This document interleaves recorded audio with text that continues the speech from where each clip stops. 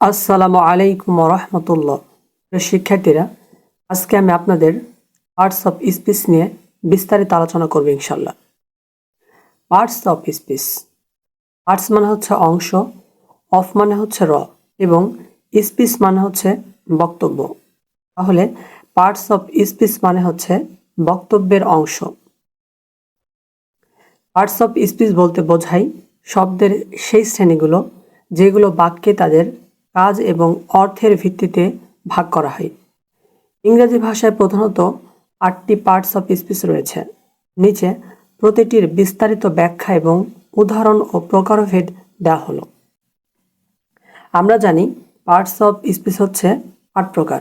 সেগুলো হচ্ছে noun, pronoun, verb, adverb, adjective, preposition, conjunction, interjection. প্রথমে আমরা নাউনের সম্পর্কে জানব। নাউন, নাউন হচ্ছে বিশেষ্য। আমরা জানি নাউন কিন্তু আবার 5 প্রকার।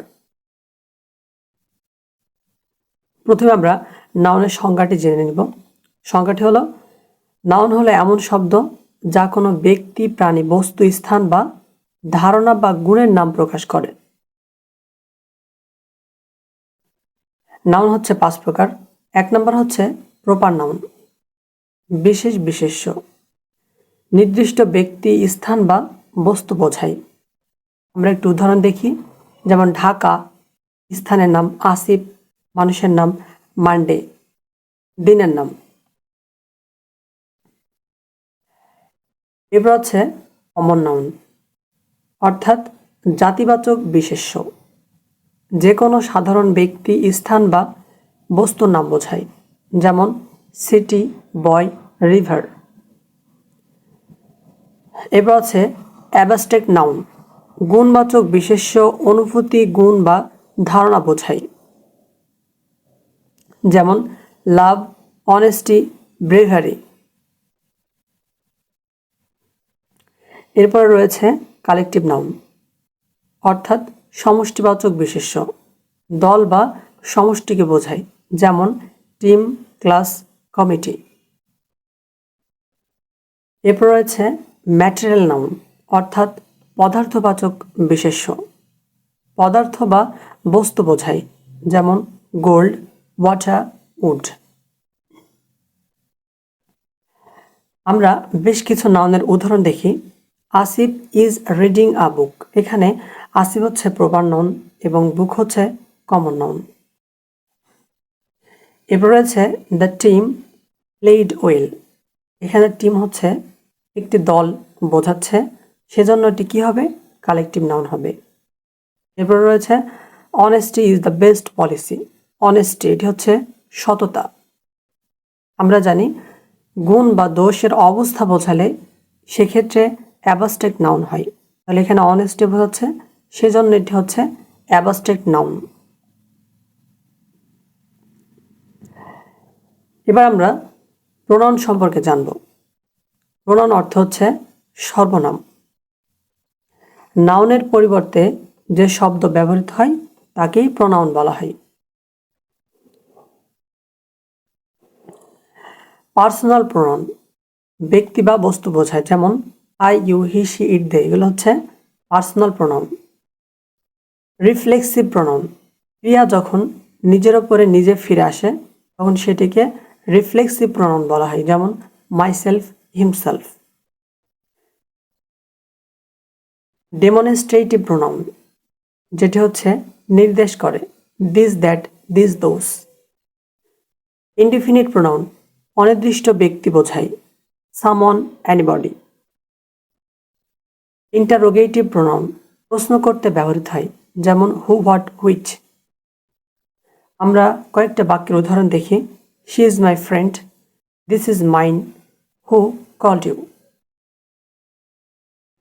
ভার্ব, ভার্ব হচ্ছে এমন শব্দ যা কোনো কাজ করা, অবস্থা বা ঘটনা প্রকাশ করা হয়। ভার্বেরও বেশ কিছু প্রকারভেদ রয়েছে। সেগুলো হলো অ্যাকশন ভার্ব, কোনো কাজ বোঝায়। যেমন রান, ইট, রাইট। এরপর রয়েছে লিঙ্কিং ভার্ব, অবস্থা বা বৈশিষ্ট্য প্রকাশ করে। যেমন is, are, am. Auxiliary verb প্রধান ক্রিয়াকে সাহায্য করে, যেমন বি, হ্যাভ, ডু।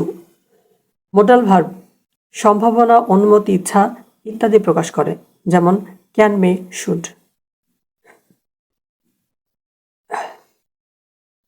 এখানে আমরা ভার্বের কিছু উদাহরণ দেখি। He runs fast, he is beautiful, I can swim. Parts of স্পিচেসের আরেক প্রকার হচ্ছে অ্যাডজেক্টিভ। অ্যাডজেক্টিভ অর্থ হচ্ছে বিশেষণ। অ্যাডজেক্টিভ হলো এমন শব্দ যা নাউন বা প্রোনাউনের বৈশিষ্ট্য প্রকাশ করে। অ্যাডজেক্টিভও বেশ কয়েক প্রকারের রয়েছে। প্রথম প্রকার হচ্ছে কোয়ালিটিভ অ্যাডজেক্টিভ, যেটি দ্বারা গুণ বোঝায়, যেমন টল, বিউটিফুল। কোয়ান্টিটিভ অ্যাডজেক্টিভ, যেটি দ্বারা পরিমাণ বোঝায়, যেমন সাম, লিটল। ডেমনস্ট্রেটিভ অ্যাডজেক্টিভ, যেটি হচ্ছে নির্দেশ করে, যেমন দিস, দোস। পসেসিভ অ্যাডজেক্টিভ, যেটি হচ্ছে মালিকানা বোঝায়, মাই, ইয়োর। ইন্টারোগেটিভ অ্যাডজেক্টিভ, প্রশ্নের উদ্দেশ্য ব্যবহৃত হয়, যেমন হুইচ, হোয়াট। আমরা এখানে বেশ কয়েকটি বাক্যের উদাহরণ দেখি। She is a beautiful girl, I have 3 books, which pen is yours. এরপরে 5 নম্বরে রয়েছে অ্যাডভার্ব বা ক্রিয়া বিশেষণ। অ্যাডভার্ব হলো সেই শব্দ যা ভার্ব, অ্যাডজেক্টিভ বা অন্য কোনো অ্যাডভার্বকে বর্ণনা করে। অ্যাডভার্বও বেশ কয়েক প্রকারের রয়েছে, যেমন অ্যাডভার্ব অফ ম্যানার, কিভাবে কাজ করা হয়েছে বোঝাতে অ্যাডভার্ব অফ ম্যানার ব্যবহৃত হয়, যেমন কুইকলি, স্লোলি। এরপর রয়েছে অ্যাডভার্ব অফ প্লেস, কোথায় কাজ হয়েছে, here, there. Adverb of time, কখন কাজ হয়েছে, now, yesterday. Adverb of frequency, কতবার কাজ হয়েছে, always, sometimes. Adverb of degree, মাত্রা বোঝায়, যেমন ভেরি, টু। আমরা এখানে বেশ কিছু বাক্যের উদাহরণ দেখি। She sings beautifully, he is very happy, I will go tomorrow.